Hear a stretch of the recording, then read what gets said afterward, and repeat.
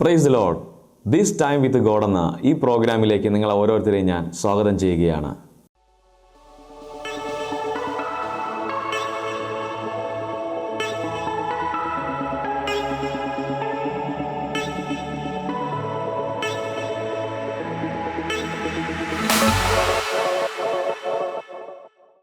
ചില ദൈവിക നിയോഗത്തിനായി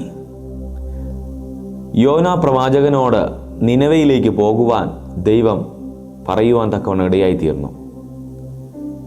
എന്നാൽ നമുക്കിവിടെ കാണുവാൻ സാധിക്കുന്നത് യോന പ്രവാചകൻ നേരെ തർസീസിലേക്ക് പുറപ്പെടുവാൻ തക്കവണ്ണം ഇടയായിത്തീർന്നു. ദൈവം പറഞ്ഞത് നിനവയിലേക്ക് പോകുവാനാണ്, അവിടുത്തെ ജനങ്ങളോട് പ്രസംഗിക്കുവാനാണ്. അവിടുത്തെ ജനങ്ങൾ അതിക്രമത്താൽ നിറഞ്ഞിരിക്കുന്നത് കൊണ്ട്, ആ ദേശം മുഴുവനും അതിക്രമത്താൽ നിറഞ്ഞിരിക്കുന്നത് കൊണ്ട്, അവിടുത്തെ ജനത്തിൻ്റെ പാപപ്രവൃത്തികൾ വളരെയധികം വലുതായതുകൊണ്ട് അവരോട് പ്രസംഗിക്കുവാനാണ് ദൈവം യോനയെ നിനവയിലേക്ക് അയക്കുവാൻ തക്കവണ്ണം ഇടയായിത്തീർന്നു. പക്ഷേ താൻ തൻ്റെ ഇഷ്ടപ്രകാരം തർസീസിലേക്ക് പുറപ്പെടുവാൻ തക്കവണ്ണം ഇടയായിത്തീർന്നു. പ്രിയമുള്ളവരെ, പലപ്പോഴും നമ്മുടെ ജീവിതങ്ങളും ആ തരത്തിലാണ്. നമ്മളും പലപ്പോഴുമൊക്കെ ദൈവം ചില നിയോഗത്തിനായി നമ്മളെ വിളിച്ചു വേർതിരിക്കും.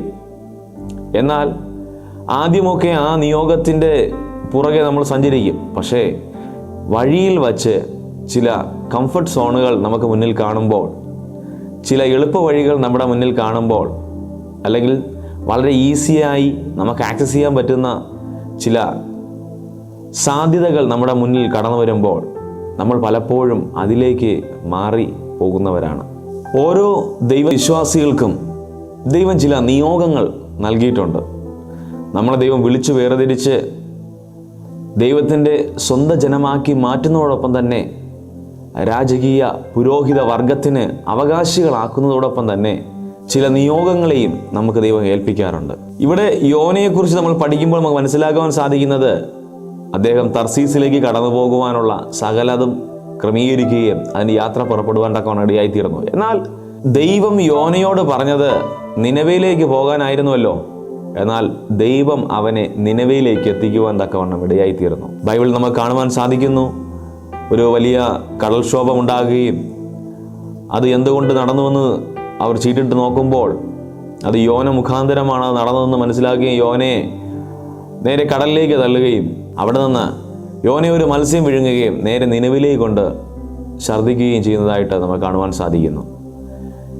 അതേ പ്രിയമുള്ളവരെ, നമ്മൾ ചില നിയോഗങ്ങൾക്കായി ദൈവം നമ്മളെ വിളിച്ചു വേർതിരിക്കുമ്പോൾ, ചിലരെ ഇടയന്മാരായും ചിലരെ അപ്പോസ്തലന്മാരായും സുവിശേഷകരായും ചിലരെ ബൈബിൾ ടീച്ചേഴ്സ് ഒക്കെ ആയി വിളിച്ചിരിക്കുമ്പോൾ, നമ്മുടെ നിയോഗങ്ങളെ മറന്ന് നമ്മൾ വേറെ വഴിക്ക് സഞ്ചരിച്ചു കഴിഞ്ഞാൽ ദൈവം ആഗ്രഹിക്കുന്ന തരത്തിലേക്ക് തന്നെ കൊണ്ടുവരുവാൻ തക്കവണ്ണം ഇടയായിത്തീരും. പക്ഷേ അതിൻ്റെ ഇടയ്ക്ക് നമ്മൾ അനുഭവിക്കുന്ന യാതനകൾക്ക് യാതൊരുവിധ കുറവും ഉണ്ടാകുകയില്ല. നമ്മൾ റൂട്ട് മാറി സഞ്ചരിക്കുമ്പോൾ ചില കഷ്ടതകളൊക്കെ നമ്മുടെ ജീവിതത്തിൽ കടന്നു വന്ന് നിന്നിരിക്കാം. പ്രിയപ്പെട്ട സഹോദരീ സഹോദരങ്ങളെ, ദൈവം ചില നിയോഗങ്ങൾക്കായി നമ്മെ വിളിച്ചിരിക്കുന്നുവെങ്കിൽ അത് വിട്ട് നമ്മൾ സഞ്ചരിച്ചാൽ എത്ര തന്നെ നമ്മൾ ഏതെല്ലാം തരത്തിൽ തന്നെ നമ്മൾ മറ്റൊരു കരയിലേക്ക് എത്തപ്പെടുവാൻ ശ്രമിച്ചെന്നിരുന്നാലും ദൈവം ഒരിക്കലും അവിടേക്ക് നമ്മളെ കൊണ്ടെത്തിക്കുകയില്ല. നമ്മുടെ സ്വയപ്രയത്നം കൊണ്ട് എത്രത്തോളം അവിടെ എത്തിപ്പെടാൻ കഴിയുമെന്ന് നമ്മൾ അഹങ്കരിച്ചാലും ഒരിക്കലും നമുക്ക് ആ നിലയിലേക്ക് എത്തപ്പെടുവാൻ സാധിക്കുകയില്ല.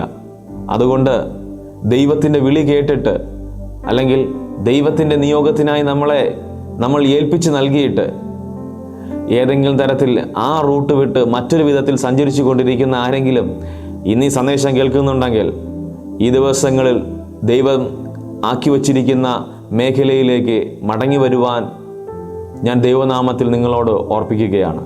നിനവയിൽ യോനയെക്കൊണ്ട് വലിയ കാര്യങ്ങൾ ചെയ്തെടുക്കുവാൻ തക്കവണ്ണം ദൈവത്തിന് ആവശ്യമുണ്ടായിരുന്നു. എന്നാൽ തൻ്റെ യാത്ര തർസീസിലേക്കാണ്. അവിടെയും ദൈവം യോനയെ വെറുതെ വിട്ടില്ല.